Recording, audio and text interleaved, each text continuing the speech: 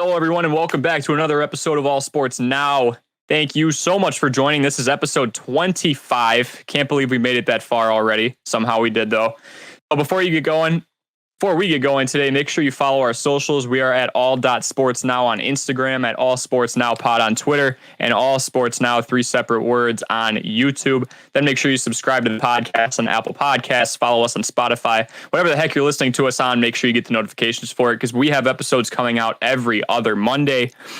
Speaking of new things going on, the Notion Gaming team that we partnered up with at the beginning of this summer just posted a video on their YouTube channel of me playing with them and getting absolutely clapped. Like, it wasn't even close. They took out one of the videos. I swear they took out a game where I scored a couple goals, but we'll leave that out for now. But it was a lot of fun. Good, 25 minutes of just pure content.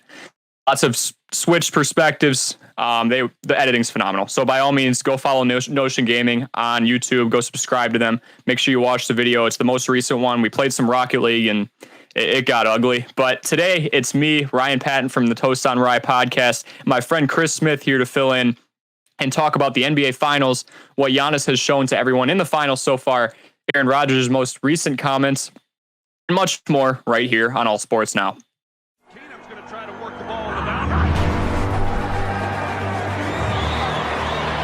Steps into it, pass is caught!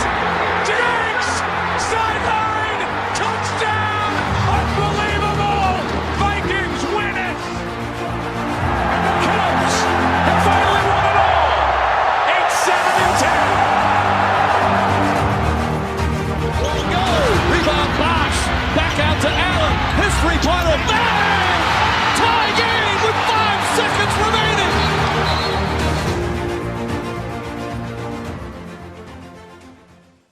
Hello, everyone, and welcome back to number 25. That's right, episode number 25 of the podcast. Before we get going today, here's a quick run through of what has happened in the sports world recently, or at least a couple things. Can't fit everything in there, but the MLB All-Star Game took place on July 13th, with the American League winning 5-2. Shohei Ohtani, the modern-day Babe Ruth, became the first player to ever lead off a game at the plate and on the mound. He also got the win. Vladdy Guerrero Jr. became the MVP with a pair of home runs. Over in tennis, Novak Djokovic won the annual Wimbledon title this year, winning 3 straight sets after dropping the first one. In NASCAR, Kurt Busch took home his first NASCAR win of the year in forever, honestly. I don't remember the last time that guy won. It's usually his brother Kyle, who he actually beat in the last lap at Atlanta. We are not here to talk about any of that. That was our quick sports update run through. We are here to talk about some basketball for the most part. First off, welcome Ryan Patton and welcome Chris Smith. Chris just filled in last minute. I literally called him an hour ago when I was leaving work because customers don't know how to leave my place of work on time. But that's a separate conversation. But how are you guys doing today? Good. Thank you. Thanks for having me. Yeah, of course, and you already know how to feel, man. You already know how I feel. I'm always happy to be on here, man. So you're a regular, right? Yeah, pretty much. Oh, and I mean, I pretty much had a hand in at least 24 episodes now. When you said 25, I was like, oh my God. I was like, wow, yeah. It's good. That's good. I like it. Yeah. Way too many episodes of people hearing my voice. Anyway, so we have first thing we're going to talk about is, I just titled it Bucks and 6. We've seen this series. I was the first one to count them out when they went down 0-2 against the Suns. I called the Suns versus the Bucks being in the finals, going into the playoffs, flaunted it, and the Bucks have put on the weirdest but most impressive 3-game winning streak against a healthy Phoenix Suns team that I've ever seen. Chris, we'll start with you since you're the guest, since your first time on here. Do you think the Bucks can pull this off, or what do you think is going to happen and why? Well, personally, I believe that the Bucks actually are going to win this series. But I do think that and have to win it next game rather than forcing Game 7, because we've seen in the past, as a Thunder fan, I've seen it as a past in 2016 when the Thunder went against the Warriors up 3-1. Game 6 is a close game and they lose it at home, have to fly back to Golden State, and then they end up losing. So I think the Bucks can win, carry the momentum from the last 3 games. Obviously, we need Chris Middleton and Drew Holiday to show up as they did last game, which really helped them out. Drew's defense and actually really good shooting night that happened last night. I was actually surprised by. coming off his 4 for 20 game 4, and then shot I think 12 for 18 in 5 yesterday. So I picked the Bucks before the season started in 6. So I'm gonna stick with it and have the Bucks in 6 winning this tomorrow on Tuesday night. Sure, for sure. And then Ryan, what do you have happening in the next game or 2 games, depending on how you see this ending? I'm gonna be honest with you, man. I don't really know at this point because I was with you, like the last episode that I was on. I was like, yeah, I can see that the Suns really pulling this out because I don't think that Giannis is gonna be 100%. I don't really think that Drew Holiday or Chris Middleton can show up because they don't have any finals experience. And then we get to, game 3, 4, and 5, and people are starting to finally show up. But my problem with both Drew Holiday and Chris Middleton is that they're not consistent enough. Middleton just last night was like, okay, I'll decide to be a superstar now. I'm like, okay, but where was this game 1 and 2 though? You know what I mean? Like, I just feel like he's not consistent enough. So I don't really know what to say. But then at the same time, I don't know what's going on the Suns side. Chris Paul is doing everything he can. And I think last night, both Devin Booker and somebody else had like 40 points and they still lost. So I'm kind of getting worried now. If you can have a 40-point game and still lose, I don't really know what to say for either team now. So I think it's a coin toss for me at this point. I don't know if it's going to be in 6, maybe 7. But who knows? I mean, they're also going back home. The Bucks are, and they're pretty good at home. So I don't know. I really can't make a decision on this one. I think we'll just have to see what happens, but I'm hoping for the Suns because I want Chris Paul to have a ring finally, but it just really depends on, what goes down in this next game. Yeah, for sure. So I'm torn. So I told Ryan about this before we started. I don't think Chris was in the chat yet. I have a buddy at home named Jordan, and at the beginning of the regular season, he put $25 on Phoenix making the finals at the beginning of the regular season, right after they got Chris Paul. No games played yet. I have to give him credit for that because I didn't see them going this far until the playoffs started. Then I was like, all right, they're pretty hot. A lot of people are hurt. Before all the injuries, everyone assumed the Lakers were going to be healthy, the Nuggets were going to be healthy, the Nets were going to be healthy. And he said, I had the Suns winning the whole thing. Put $25 down. And because he put the bet down so early, if they somehow pull this out, he wins $1,500. Wow. So I'm torn. I also had the Suns winning this thing in 5 or 6. I don't remember what I filled out on the bracket, but that's both. Those are out of the question now. They have to win it in 7. I don't see it happening, to be honest with you. The first 2 games were ugly for the Bucks. Chris and a couple of friends went to the Deer District, and that was probably the most depressing experience I've had with a few thousand people in my life. Like it was like a sad homecoming. We were all dancing, and then the fourth quarter started, and the game just was completely out of reach. They started hacking Giannis, and he couldn't make a free throw for his life. Drew Holiday went, his usual like 5 for 18 or whatever it was. Middleton looked like a G League player. God, dude, I don't even know. It's so weird, but they've just turned it around. And Chris Paul has had serious turnover issues. He has not been able to be a scoring threat. Drew Holiday has stuck to him like gel. Like no matter what screens are coming, he sticks to him. And it's interesting because he did have a lot of turnovers. I'm looking at the box score right now. He only had 1 last night, and it was towards the end of the game. Devin Booker had a huge turnover too, and Drew stripped him. But I don't think that he is as much of a threat as he was at the beginning. I don't know if it's this curse on him or what, because he's been up 3-1. He's had good leads in very important series before, especially when he was on the Clippers. I don't see them pulling it out. There's too much momentum. Bucks are a more seasoned team. The only person in this whole series that has any finals experience is Jay Crowder, and he's getting good minutes, but I don't see him being the difference maker. Chris Middleton is like prime MJ at home. He actually had a rare occurrence where he was good away. I think they have all the momentum, and the slogan's Bucks in 6. So I think they're going to take it home too. The Suns have to get Cam Johnson involved. I've been like watching the whole series, and I don't think I've seen this man miss like one time. And I think like 3 times. I mean, I guess late in the stretch, Booker was trying to like will the team to a victory, so he was going to like 1 and be 5 at some points. But I think that there are a few possessions near the end of the game where they were giving the ball, passing it, and you get like a Booker 3, a Cam Johnson 3, and like a Torrey Craig 3 or something like that. So I think once the Suns get everyone involved and don't go like 1v5 and Devin Booker tries to carry the team to victory. Even though he was hitting them shots, I think that could get them a win in Game 6. Yeah, for sure. Came down stuff up. Well, and plus the thing about the Bucks that I also have a problem with them as a team is that their defense overall is so inconsistent. You know, like they almost lost the game because they left Chris Paul open. They left Devin Booker open multiple times. That's why they got those threes. The only reason why that they won the game last night was because Drew Holiday decided to wake up and get a steal. And I mean, and plus he was already, you know, on a hot streak, you know, throughout the entire game defensively, but even then it's a whole team effort that needs to be defense, because I can't remember how much turnovers they had, but it was very, very, very high, at least as far as I can remember. So it's just, if they can put their minds to their defensive side more, because all they're doing is just offense stuff, and they need to start, you know, doing more defense stuff, because then they will win the championship, then I think they'll be fine. But otherwise, if they keep leaving those guys open, then I think the Suns will take it, because like I said, they're very inconsistent when it comes to defense. Pick and roll be killing them. Pick and roll kills them.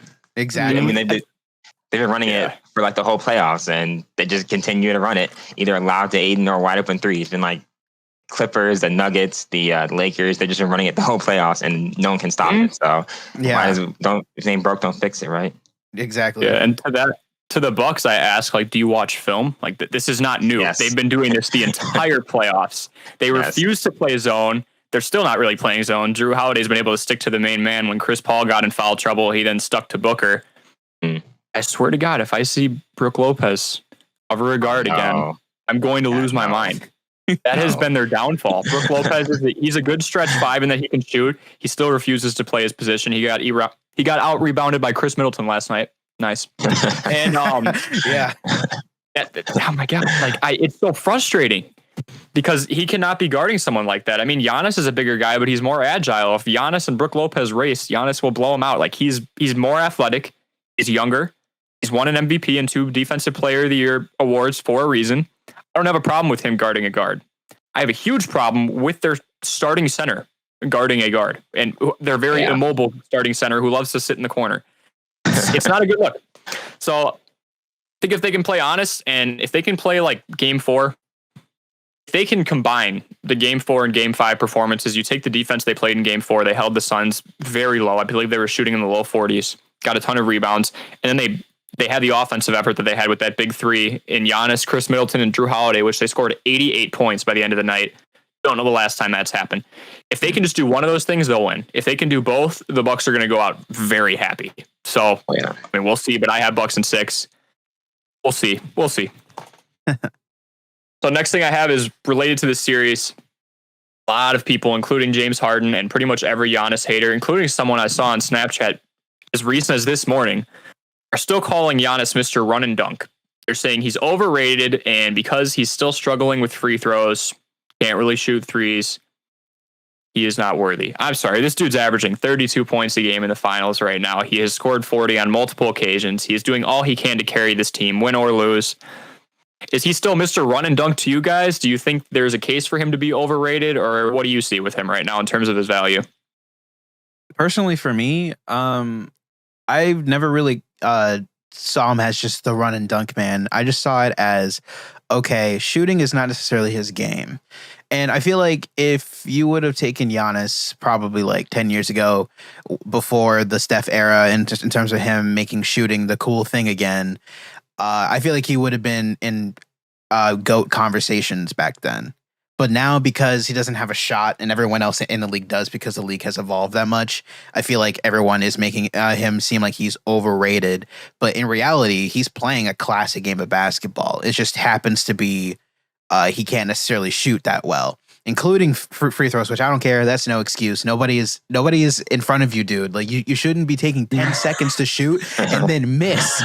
That there's no excuse for that. But aside from that, though, it's just a classic game of big man basketball. It just happens to be that he's more athletic than the average big man. So, in my opinion, I don't think he's overrated. I just think that's just part of his game at this point, and I don't see his shot improving anytime soon.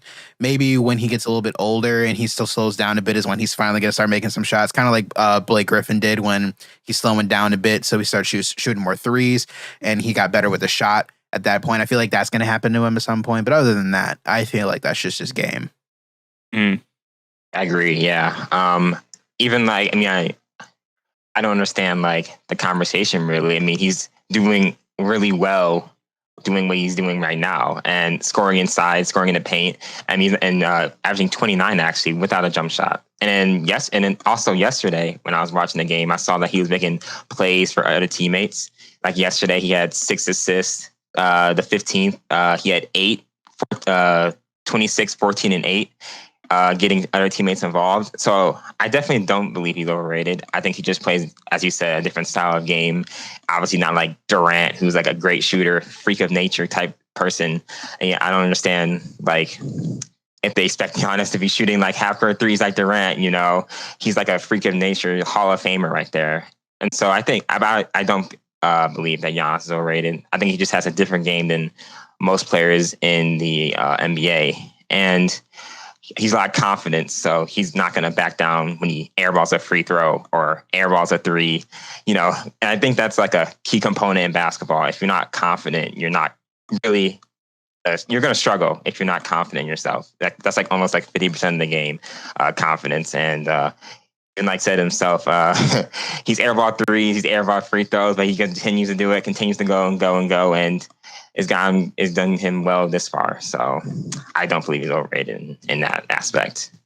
Yeah, I tried to ask that question with as little bias in it as possible. I probably did horrible, but I don't believe it either, if you guys haven't guessed already. I mean, I don't have it pulled up, but I believe he's a 2-time defensive player of the year. He's an MVP. I saw he was a 5-time All-Star, 5-time first all-team defense. He's 26, and he's about to win a ring if they can win this next game. Like Ryan brought up a really good point too. I mean, 10 years ago, no one's expecting a 4 to shoot. You're supposed to be down low. You're basically the second center. They box out inside. If it gets over him, you're grabbing it and getting your team into transition. That's your role. You're supposed to bully inside. He's doing that. If he doesn't have to, someone else, I saw something, I'm going to steal this. I have no clue where it's from. I think I told Chris this before. The difference between Giannis and Ben Simmons, and there are many differences, this is not the only one by any means, is Giannis will airball a free throw, and he will go down the court and dunk on you next. Ben Simmons will airball a free throw, and he might not shoot for the rest of the game. Giannis doesn't care about the past. He has the shortest memory I've ever seen. He's not going to let it hinder what he's going to do. If there's somebody open, he's not going to feel the need to take over a game. His main component, his main priority is to win. Won his second MVP before, and he did not look satisfied at all. They interviewed him. He said, I'm honored. I'm not going to say this isn't a big deal, but I'm here to win a ring. And I think his ability to back it up on the court has been really impressive. It's like you guys said, it's just not his game. He's a 4. Kevin Durant's a small forward, by the way, for anyone wondering. Like that. So if we want to have that debate too, but yes, there are power forwards who are shooting. There's centers who are shooting who maybe shouldn't. Brooke Lopez, and like, I mean, I think he's playing his game well. So I have to agree with you guys on that. So next thing we're going to go over is still basketball. We're going to kind of slowly lean away from it before we start talking about Aaron Rodgers and then finally the McGregor-Poirier fight that happened a couple weeks ago, which is rather graphic. We're going to talk about Team USA and the fact that at the time of this recording, they're 1-2, I believe. 1-2 or 1-3. 1-2 in scrimmages right now. And I know there's scrimmages, but you kind of want to go try hard to establish your dominance when you're playing FIBA. You want to make sure that other teams understand you're the real deal. Have not showed up, and I know they don't have everyone. Devin Booker's supposed to be on the team. Giannis is going to be in Greece, but Chris Middleton's on the team. What do you guys think the reason that Team USA has not really shown up this year is? Because they had worse skill 4 years ago. They had almost no one. They had G League players going in there at one point. What do you guys think the reason is for the struggle so far? I think it's just lack of playing time together, really. I mean, you saw with like Nigeria, they lost to Nigeria. I mean, Nigeria shot like 50% from the 3, out of character. Their first game together. Nigeria's been playing together forever, and because most of these players play like every 4 years, while Team USA gets like different players every single time. So I think it's just lack of playing time, really. I mean, they also lost to Australia, who's like I believe third ranked on the list, but then they came back against Argentina. So I think once you it's always going to be shocking when Team USA basketball loses a game because you expect them to blow every team out by like 50, dominate these other countries. But I still believe that Team USA is obviously going to win gold. You know, I think just once they come together and enough games together, I feel like they're going to just blow everyone off the water. I mean, they play Spain tonight, so we're going to see how they match up against Spain. I know Beal's gone, and so is Kevin Love after Beal had, I believe, COVID and Kevin Love injury. But even then, I still believe that USA is going to win gold. I just think that they blow it out of proportion. I mean, it's obviously a good win for Nigeria, who never would expect to win. But Right. in the end, I think it's going to be the same thing. USA is going to end up on gold at the end of this. So I don't believe there's anything to worry about. I like that. Yeah, that's exactly what I was gonna say. It's just a lack of playing time, man. Because like you think about it, like basketball is their job in the U.S. You know, so like basketball is their entire life. However, they play with their individual teams for 4 years out of the or 3 to 4 years out of the time that of those gaps. So obviously they're going to be accustomed to their teammates. But then when it's basically like an all-star game, but you play with the same people multiple times, and for those type of matchups. So they just need some play time together just to kind of figure out what makes what makes each other tick. Because they're the best that we got, so I'm sure it'll be all right. I mean, 50 points is kind of mean, but I'm sure that it'll be like 20, 30 points. Yeah. So I don't know. Just to give them some time, I feel like they'll start dominating when it comes time to the real deal. I agree with everything said so far, except that it's the best that they got. Because while they're practicing, LeBron's shooting Space Jam. Okay, that's not his fault though. I mean, he's getting up there in age. At this point, he's just chasing a bag. I get it. Yeah. I just saw that the other day, and I was like, they're not wrong. He's promoting his movie while they're out there losing to Nigeria. But no, I think they'll gel together. I've heard this multiple times too regarding the rules of FIBA. There are slightly different rules in terms of what's a carry, what's a walk, that type of thing. But also, they do not call these pity-patty fouls that they do in the NBA. You have to actually grab someone for it to be called on you. So I think we're not seeing it too much, but I've seen it on multiple occasions when a guard's in the paint. Not going to drop any names because I'm pretty sure they've all done it at this point. They lean into someone. They just try and get the ball up. They're not trying to make it, and they expect a whistle to be blown, and it's not blown because those are not fouls in FIBA. This is not the NBA. The NBA has softened up a lot, and I think there's a lot of players, especially veterans, that are being protected, making sure they don't get hurt, making sure hard fouls don't happen. You have Trae Young like backing into people. Chris Paul started doing it recently.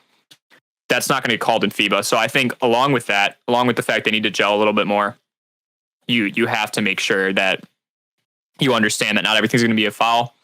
They are also treating it like an all-star game. They're not going through their rotations. They're leaving people wide open, and they're expecting them to miss. Like, this isn't going to be easy. They're not scrubs.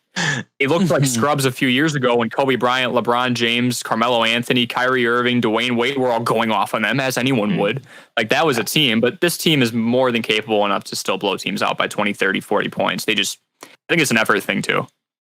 And they can't. I think they're trying to outscore them, but they realize that at some point if they have a bad shooting night, they're gonna have to play like a little bit of defense, and then you can't put up 140 on these teams anymore because all these teams can shoot all 5 positions. They're able to space the floor. So I think they realize that they're gonna actually have to put a little bit of effort into defense into that, and not just try to outscore them completely and try to put some defense into that.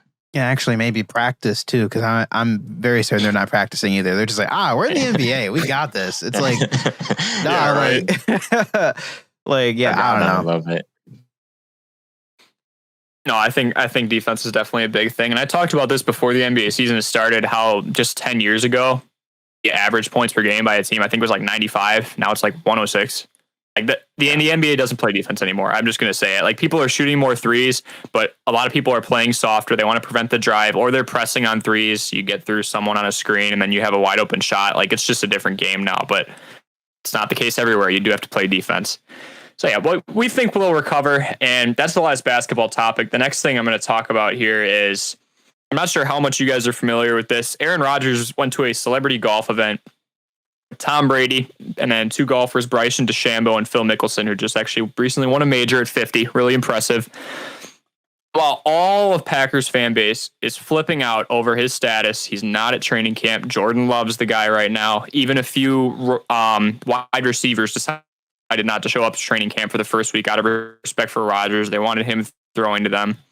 All of that's going on. The broadcasters decided to ask him, "Hey, Aaron, what's going on? Are you going to be a Packer next year?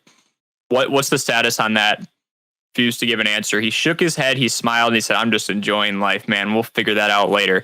What? Like, I heard that, and I'm like, okay, this is not a guy who's conflicted. Now, here's my theory, and we'll see if it comes out. Well, I don't even know if we'll be able to find out about it. I think he's already made his decision. I think he's sitting. I think Jordan Love, I think he's going to make them pay for that little Jordan Love. It's not Jordan Love's fault. It's the organization's fault for not communicating. I think Aaron Rodgers is going to make a point this year because there's a certain deadline. I don't know when it is, where if you don't play up to that, you cannot compete if you are just purely sitting and you're not hurt. I think he's sitting. I think he knows he's sitting because a guy who is stressed out and contemplating decisions right now is now out in some tropical environment, golfing and calmly going, "Yeah, we'll figure it out later." He's figured it out already. He just hasn't told the Packers. So I know, Chris, you watch a little bit of football. I'm not sure, Ryan, if you've seen much of this, but we'll start with Chris for now. What do you think he's doing? Do you think he's made a decision, or what do you think he's going to end up doing? Going to Denver, staying in Green Bay, going to Jeopardy and taking over the new guy's job? What do you think he's going to do?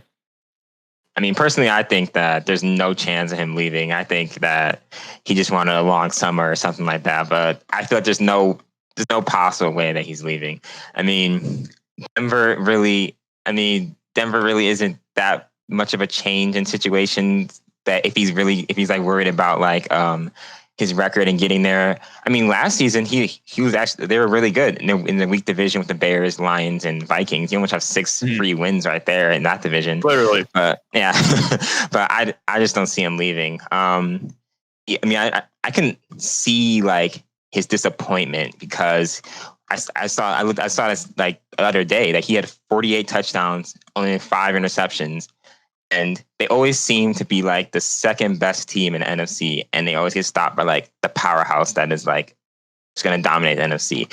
I mean, you go 48-5. The next closest was Brady with 40 touchdowns and 12 interceptions, the highest passer rating in the NFL. So he's doing his part. So I can see where his frustration is, and then they go and draft a quarterback. So I can kind of see like where he's coming from. But personally, I really just don't see him leaving. I feel like he'll be back for before the season starts. I just don't see him going anywhere else. Any situation that could be better isn't a situation that could be better than what he has in Green Bay. Personally, I just don't see it. Yeah, no, I agree. I mean, and you look at who he has. Okay, I don't know who they would have gotten at wide receiver, but they do have Devontae Adams, who I believe is top 3, definitely top 5 right now. Robert Tonyan got snubbed from the Pro Bowl, but he's a tight end who had about 10 touchdowns last year, which is insane for a tight end. You don't see that very often. Yeah. Defense was the real issue, in my opinion. I mean, Kevin King got burned just about every quarter he played. It was horrible to watch. So if anything, he can be mad at that, but it sounds like it's a communication thing. So you say he's coming back. I think he's coming back too. Do you think he'll play, or do you think he's going to stretch the point out through the regular season? I just feel like he's going to play. I feel like he sent his message now that like he's unhappy, and I can see what you're saying, that he'd sit and then let them run with Jordan Love, and then they probably lose a lot of games, probably because they're starting to see how much he means to the team, because he's almost like willing these guys to wins, because the defense isn't like all-star top, and they're gonna see that like, oh, we have a Hall of Fame quarterback throwing 48-5. Maybe we should help build around them or get him some help. So I can see what you're saying, but I just believe that he's he's gotten this message across that he's unhappy and that he wants to change the organization. So I just see him playing for the start of the season. Personally, I believe.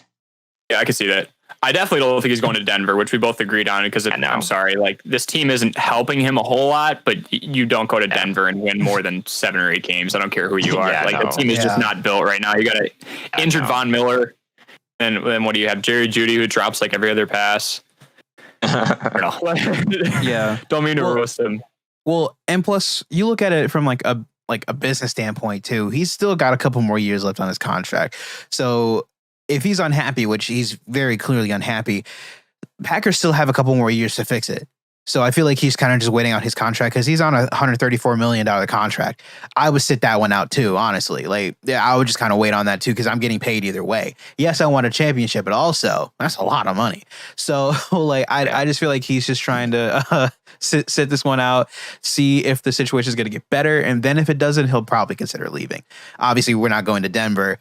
All the homies apparently hate Denver. I don't watch football, but in terms of a business standpoint and based off of what you explained, yeah, he's probably not going anywhere for at least another couple of years. I just don't understand, like, how you draft a quarterback after. I feel like I guess you're preparing for his like retirement, maybe, but I just don't understand how you draft a quarterback. And it's not like he's bad. It's not like he's like bad or anything. Like, you draft a quarterback. I don't know, some subliminal messaging. I don't know. Maybe not. Maybe they're just preparing. But I just feel like you had the opportunity to like show him that. Like, but why start preparing now? Like, he's only 37. Like, that in terms of athlete, he's still got a couple more years. Like, maybe even like at least 3 more years under his belt. Like, MVP this season. Yeah, exactly. I'm saying like you could have waited a few more seasons to try and go get a young quarterback. Especially when your cap space is so low at this point. It's like like they were really stretching for somebody at that point. So I don't know. Business wise, it doesn't make any sense, but I see what he's doing at this point.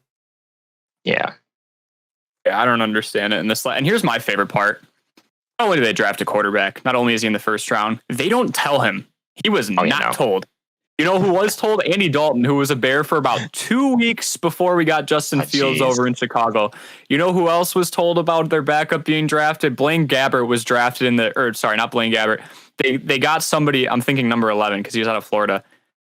They got the guy out of Florida who is, I think it was Kyle Trask. Yeah, they got Kyle Trask out of Florida over to Tampa Bay, so he won't have to travel very far. And they told Tom Brady. Tom Brady's career is clearly not being threatened by this guy, but they at least had the decency to tell him. Aaron Rodgers is just begging for a weapon at this point. This is before Valdez-Scantling really snapped off, and it really looked like all they had was Devontae Adams, who started getting double covered. That was the issue a couple years ago. He's throwing to a bunch of 19 and 20-year-olds who didn't know what they were doing. Rodgers has a great season, and he has an even better season this year. And what do? Here's your replacement in 4 years. Like that's a slap in the face. Yeah, get absolutely crushed by Tampa Bay in the playoffs. So that was very unfortunate. I'm telling you, they got Jordan Love in the first round, though. Yeah, they got Jordan Love. They get slapped. I think last year was the 49ers, absolutely destroyed. Like they run their way through the NFC. Then they get to like the last team and they get absolutely like crushed because you can only carry for so long, and then your defense starts getting exploited, and then Rodgers has a hard time against one of the best defenses in the NFL, which the Packers clearly are just like nowhere near. So I will say this though, for all those Packer fans complaining like, "Oh, we always do this." Shut up. I'm a Bears fan. We made the playoffs like once in the last decade, and you all know what happened. It was the double doink. Shut up. Like, Andy Dalton's our starter. No clue how lucky you have it. We have Andy Dalton for the first 3 weeks until Justin Fields comes in. We're gonna lose like 3 in a row. Yeah, he was promised the starting job. Like, I just understand that. Yeah, that's the whole other. I don't. Oh my God. Like, let's promise the guy that we got before we traded up and put the whole kitchen sink in for someone.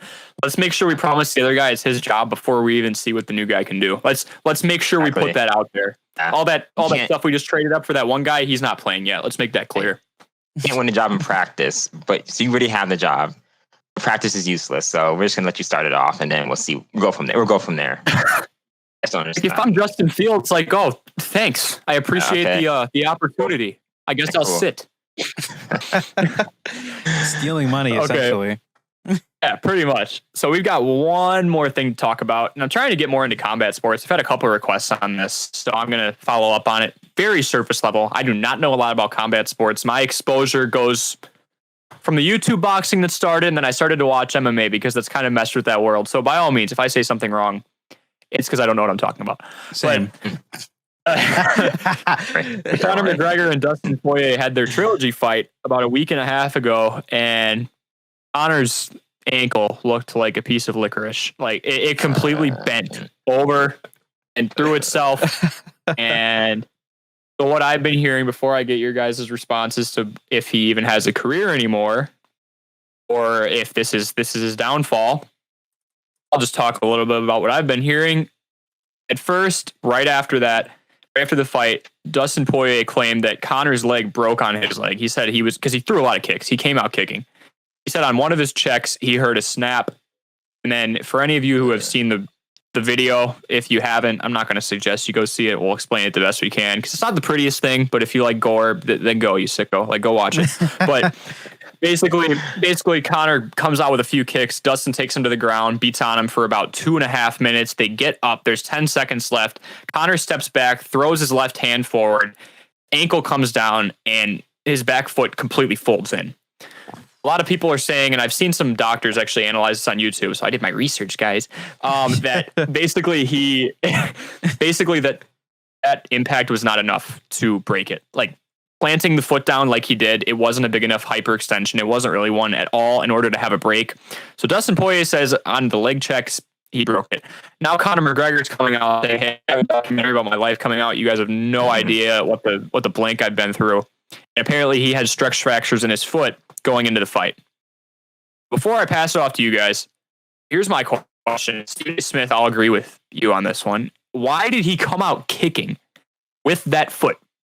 He started the fight with that foot that has stress fractures in it, and he was showing pictures, so I believe Conor McGregor. I mean, he's showing proof. A doctor had an X-ray on him and an MRI.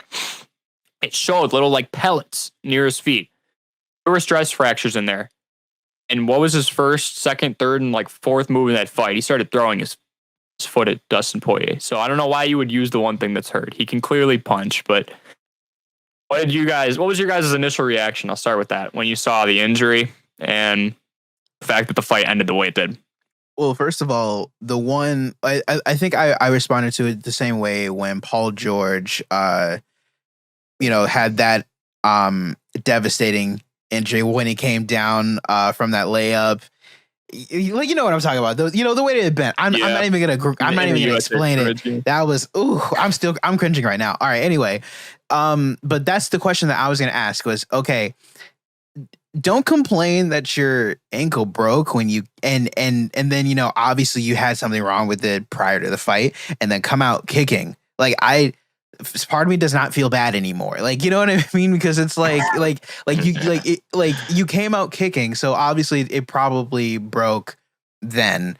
So that's really my only reaction to it is I don't know. I guess you kind of almost caused this because and in general, if you knew that you were not 100% anyway, why would you go into the fight? And Cory, I know what you're gonna say. It's money. I know, but I feel like it's also because Conor McGregor also has a very, very big ego.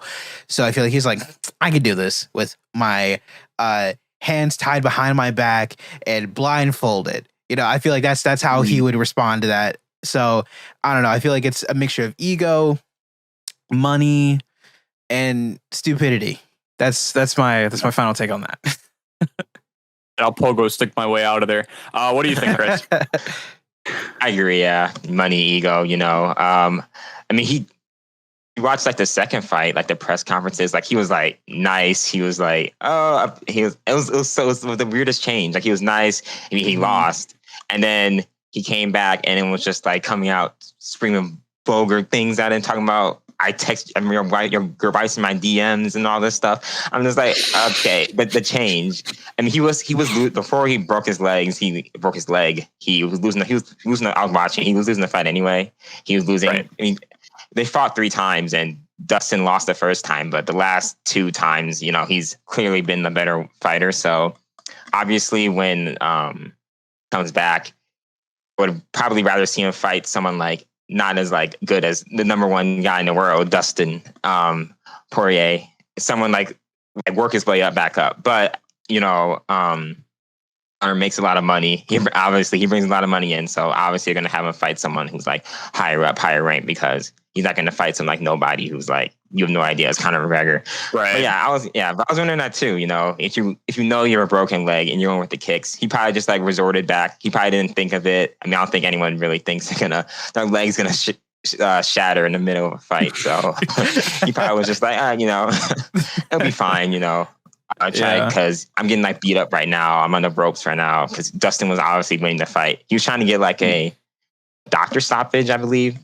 Yeah. And he was yelling that. He was making sure. He said that is not a knockout. That's a doctor stoppage. And I think it did go down as that, but it's TKO. Yeah.